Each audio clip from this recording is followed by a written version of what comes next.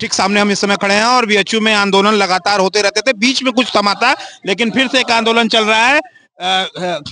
ये लगातार ये बच्चे हैं, जब तक हमको न्याय नहीं मिलेगा हम आंदोलनरत रहेंगे। और लगातार ये बच्चे देखिए, नीचे आप दिखाइए, लोग यहाँ पे बैठे हुए हैं और लगातार यहाँ पे आंदोलन चल रहा है। हम लोगों से मिलेंगे और बात करेंगे किस तरह का आंदोलन है। ये आंदोलन ऐसा आंदोलन है कि जो इसमें जो है अभी नवोदय विद्यालय और केंद्रीय विद्यालय ने 14 तारीख से 14 नवंबर से जो है 14 नवंबर को जो है इन्होंने फॉर्म निकाला था टीजीटी फिजिकल एजुकेशन के लिए।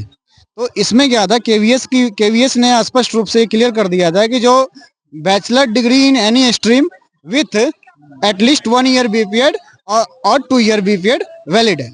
लेकिन नवोदय ने क्या किया, नवोदय ने जो है, और साथ में जो केवीएस का था 4 ईयर इंटीग्रेटेड कोर्स जो एनसीईटी से अप्रूव्ड है।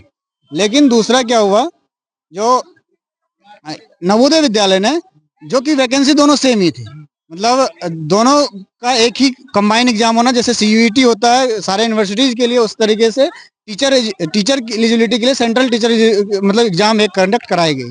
और उसमें क्या हुआ, जो नवोदय विद्यालय ने अपना जो है एलिजिबिलिटी क्राइटेरिया को, उसमें से ग्रेजुएशन को रिमूव कर दिया। हाँ, ग्रेजुएशन जो है 3 ईयर ग्रेजुएशन विद बीपीएड को, मतलब ग्रेजुएशन को रिमूव करके खत्म कर दिया।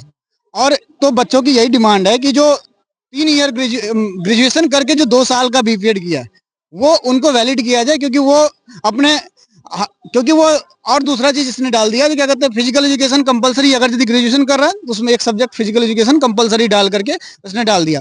और कल क्या हुआ, सीबीएसई सीटेट डिपार्टमेंट की तरफ से ये नोटिस आई कि जो इसमें कोई ग्लिच नहीं है, आप जो है इनको पढ़िए एक एक करके, मतलब जो उनकी एलिजिबिलिटी क्राइटेरिया उनको पढ़िए और उसके हिसाब से आप जो है फॉर्म फिलअप कीजिए। There is no glitch in the portal. ये बच्चे जो बैठे हुए हैं, हम इनसे बात करेंगे, बच्चों से बात करेंगे। लगातार यहाँ पे ये छोटे बच्चे हैं और अलग अलग लोग हैं। हम भविष्य के शिक्षकों को नौकरी से वंचित क्यों किया गया, और तरह तरह के इनको होर्डिंग वगैरह हैं, ये दूर दूर तक आप दिखाइए लोगों को। लगातार आंदोलन है, बातचीत भी जारी है और लोग आपस में बात भी कर रहे हैं। और ये कुलपति आवास ठीक सामने है और यहाँ पे प्रोक्टोरियल बोर्ड के लोग भी सामने यहाँ पे हैं, और जो विषय था उस पर तो उन्होंने बात कर ली है। और क्या कुछ कहना चाहते हैं? हम लोग को अभी तक एलिजिबल नहीं किया गया है। फॉर्म का 8 दिन लास्ट डेट बचा है, अभी तक हम लोगों को एलिजिबल नहीं किया गया है। हम लोग की मांगे हैं कि हम लोग को एलिजिबल किया जाए फॉर्म के लिए, क्योंकि हम लोग फॉर्म नहीं डालेंगे तो हम लोग का भविष्य कहाँ है, हम लोग का भविष्य खतरे में है, जो कि हम लोग को उज्जवल होना चाहिए।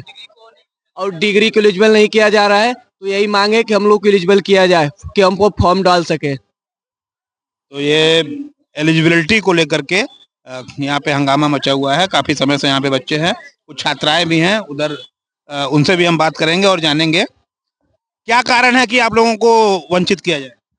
सर, हम लोग पहले एलिजिबल थे, जो ये एग्जाम होता था हम लोग इसी की तैयारी कर रहे हैं, इसलिए हम लोग इधर बीएचयू आके पढ़ रहे हैं कि हमें अच्छा गाइडेंस मिलेगा।